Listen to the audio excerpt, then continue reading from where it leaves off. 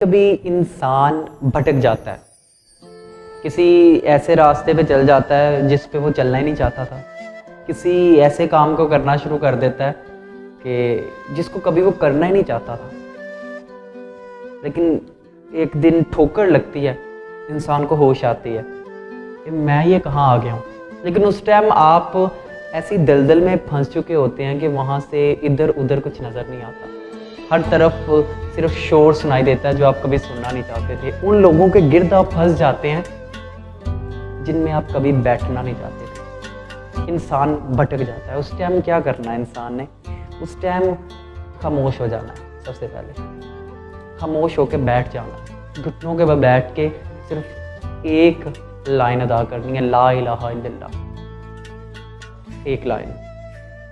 आवाज़ कम होना शुरू हो जाएगी, थोड़ी थोड़ी कम होना शुरू हो जाएगी। अपने गुनाहों को फिर याद करना है, उनको याद करना शुरू करना है। आंखों से नदामत के आंसू गिराने शुरू करने हैं।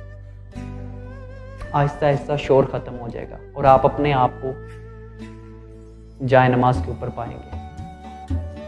ये अल्लाह का करम होगा जो आपको उन नदामत के आंसुओं के बदले मिला होगा। कभी भी ज़िंदगी में भटक जाओ ना, फ़ौरन चले जाओ, जिसने बनाया है फ़ौरन चले जाओ उसके पास, क्योंकि ख़राबी आ गई है ना, वही ठीक करता है।